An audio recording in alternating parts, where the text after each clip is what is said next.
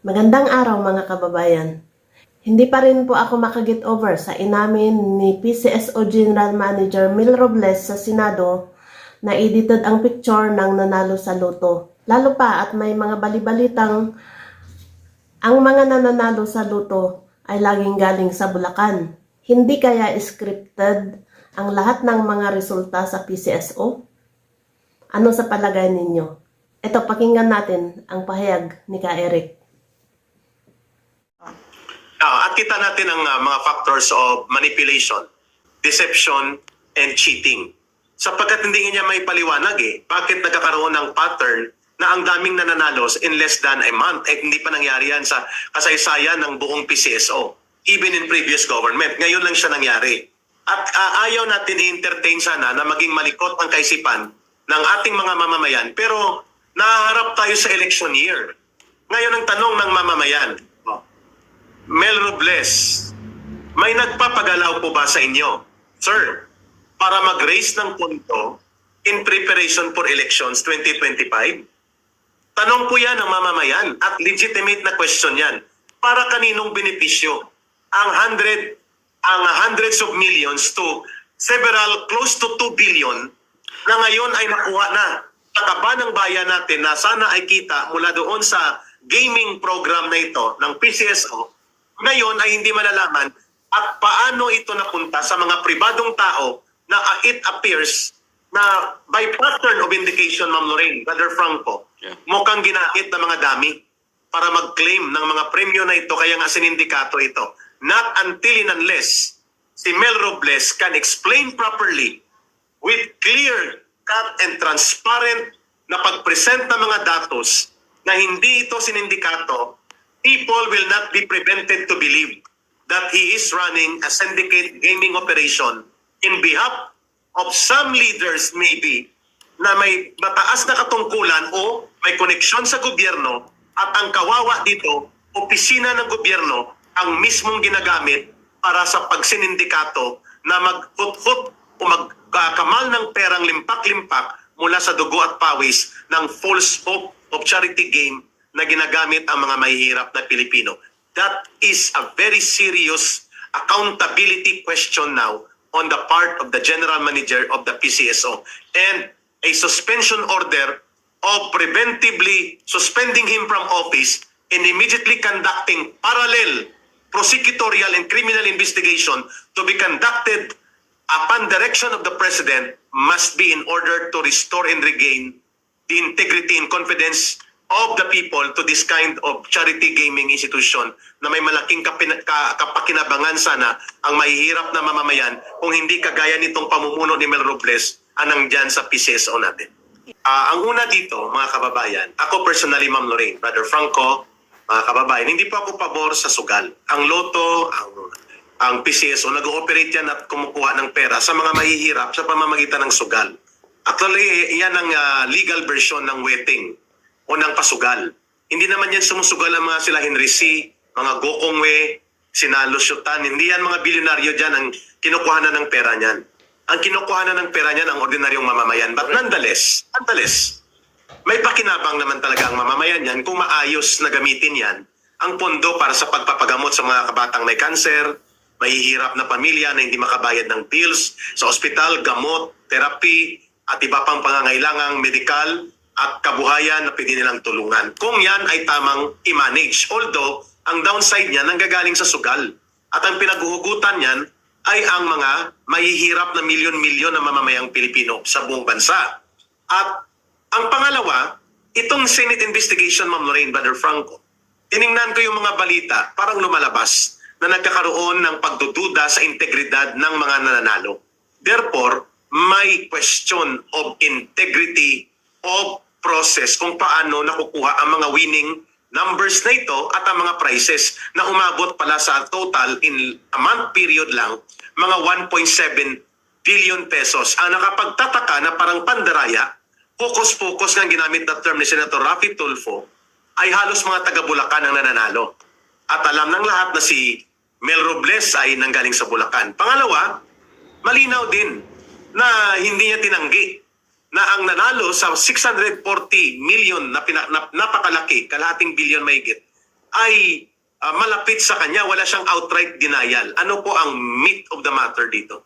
Ang pinaka-issue dito, pinagkakakitaan na ang mga mahihirap, dinaraya pa at niluloko sila sa mga premyo, Ma'am Lorraine, at ang kalukuhan dito ay parang insider ang operation na ito. Yun ang tumbok ng investigation point ni Senator Rapi Tulfo nila, Coco Pimentel, Senator Pimentel, sapagkat may tatlong bagay na gusto silang dapat dito ipaliwanag. Ito ba ay planado? Ito ba ay isang sindikato na operation? At para saan ito gagamitin? Sumukhang ang tatlong tanong na ito, Ma'am Lorraine, doon tumutugma. Ito ay parang operation na pinagplanuhan, premeditated, may design, may script, may winner, may proseso, at ang dulo nito, ang kukubra at kukuha ng premyo, mga taong konektado din sa matataas na opisyal sa PCSO, lalo na sa sa general manager ng PCSO. At inilalabas ito ng isang political blogger at wala siyang pag-aalangan na sinabi niya na itong si Mel Robles, na general manager ng PCSO, at I will quote Sas Rogando Sasot, a very good political blogger na magaling mag-research, na sinasabi niya na itong si Mel Robles ay dapat magpaliwanag kung bakit lumalabas na isa siya sa mga black operators. Pag sinabing black operators, dirty operations yan. Kasama dyan ang fundraising. At sino po ang naglagay sa kanya dyan? It's no less than the president na nag-appoint sa kanya. Ang tanong ngayon, kung ganito kalawak ang iskandalo ng seemingly parang sindikato na operasyon, pandaraya at pangungubra sa pundo na bilyon-bilyon sa PCSO at kasabwat ang pamunuan nito, kaninong motivation and compass ito nanggagaling? Okay. Naririnig ko na yan noon pa. No? Noong ko pa naririnig yan mula nung umupo si Mel Robles. No? So, I'm a doctor. No? So, I'm a woman of science. So, I'm evidence-based. And what evidence tells me is that all of these fantastic wins, back to back to back to back, almost every week there's a winner, is really just points to one thing. There's widespread plunder going on in PCSO. So unless you prove that otherwise, this is what I'm going to believe in, no?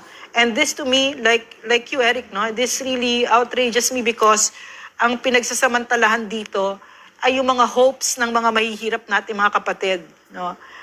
Every week, naalala ko noon, umaabot pa ng buwan, di ba? Umaabot ng buwan, tapos on top of that, only in one place, only in Bulacan, there's this inordinate amount of winners, number of winners in just one place. What are the odds for something like that? And as I said, I'm evidence-based, no? Let's go by science, no? And then prove yourself. So I think in times like this, no, for whatever criticisms we may have against Senate or whatever, no, I'm grateful that there are senators like Senator Tulfo and Senator Coco Pimentel that are speaking for the people. Kasi Frank, would you like to add sa napaka-iskandaluso at ala sindikato na operation ngayon ng PCSO, the way the Senate presented some related evidence to that claim na sinindikato na uri ng operasyon ng PCSO? Like Eric, Ma'am Lorraine, obviously, nakita naman po natin yung paggawa pa lang, pag-amin pa lang na edited po ang aming ipinakitang yan. Tinanggap mo sarili mo pagpapakita na niloloko nyo po ang taong bayan. Niloloko nyo po kasi bawat taong tumataya dyan ay may mga pangarap. Nangangarap yan na magkaroon ng, syempre, pagpapala rin. Pero paano po yung bigla nyong pakikitaan ng ganyan? Ay naku, buong ahensya po ang inyong sinisira. yung about that editing, no, I saw also allegations that even yung editing na yan, kasi sinasabi ni Mel Robles that if there's anything that he should be apologizing for, it's the poor editing. Gosh, parang I don't even know where I should be more insulted that they think we are that stupid. Correct, no? ma'am. Kasi what it seems like is that figure itself, no, yung winner supposedly, that whole figure was edited in. There are reports that are like that, no? Yeah. And nakita mo, it's really poorly edited to the extent that this is another person. There was a model kasi. Yes, ma'am. There was a model of that one. No? Apparently, it's another model of a brand. I mean, goodness, wala ba kayong kahihiyan? No? I mean, Ma'am. seriously. No? Correct. Correct. Tapos gusto ko lang maidagdag ka, Eric. kung ikaw ay, kung binibigyang protection mo lang ang yung taong nanalo, maraming kapamaraanan na tayo Yeah. pwedeng gawin dyan para ma-protectionan ang nanalo. They're insulting my Sa ganyang intelligence. bagay. Yeah. Napakababaw ng kanyang pagtingin sa usapin Sobra. na ito. Kaya ang gusto namin ni-raise dito sa Laban Kasamang Bayan, ginagamit ang poder at kapangyarihan ng gobyerno kasi ang PCSO, government office yan. At ang inatasan niya na mag-manage itong si Mel Robles. Pero ang nangyayari, if batay sa mga paunang sirkumstansya at lumalantad na mga ebidensya doon sa Senate investigation, sindikato ang operasyon nito at may nakikinabang sa pighati ng mga tao na kinukuhanan mo ng mga sugal na pera at gagamitin mo paniwalain sila na may tsansa silang manalo, Correct. yun pala ang kokobra ay kasindikatuhan. In a matter of 1 month, 1.7 billion ang nawala na pundo na dapat ay income ng ating pamahalaan at napunta sa questionably na mga winners na ito. Edited ang video, edited ang picture, hindi maipaliwanag kung bakit Bulacan ang pattern ng winners at hindi niya dininay na konektado sa kanya ang mahigit kalahating bilyon na nanalo, dalawang nananalo ng mahigit kalahating bilyon at ang itinuturo malalapit lahat sa kanya. Wala siyang outright and categorical explanation about dito. Kaya ano po ang dapat dito? Ang dapat dito ay ipasuspend ito ni Pangulong Bongbong Marcos Jr., si Mel Robles. At magpumasok na rin ang ombudsman para mag-imbestiga dito sa kanya. At kung may delikadesa siya na mag-voluntary tender ng kanyang suspension ng kanyang sarili mula sa investigation na ito. At lumalabas, ma'am, pumahaba nag-uusap tayo, na marami ngayon ang nanonood at naniniwala na matagal na nilang ginagawa yan ng grupong Mula ito. nung pag-upo. Mula nung pag-upo. Yes. Mga 2 years na daw ito, ma'am, kung saan nagkakaroon ng sabwatan.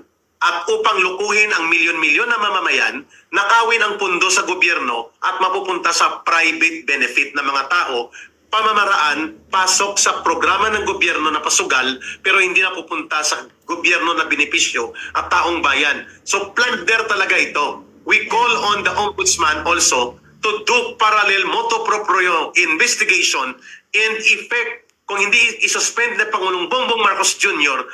Itong si Mel Robles dahil presidential appointee ito sa kanyang posisyon, the ombudsman can issue preventive suspension laban sa kanya at least 60 days at alisin siya dyan sa poder niya bilang general manager. The issue here is how government power and government office are being used in order to abuse the people, amass private na mga pundo na dapat napupunta sa gobyerno at may kasabwat na mga opisyal na ahensya ng gobyerno at mga pribadong sindikatong elemento na ginagamit nila.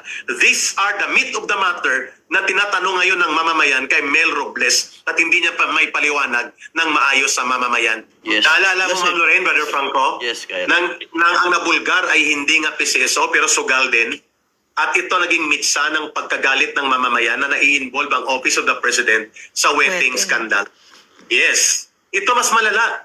Ginamit ang pasugal na ahensya ng gobyerno at ang mga namumuno ng pasugal na ahensya na dapat kumita ang gobyerno sa pabor at interes ng mamamayan ay nai-involve sa sindikato na allegation.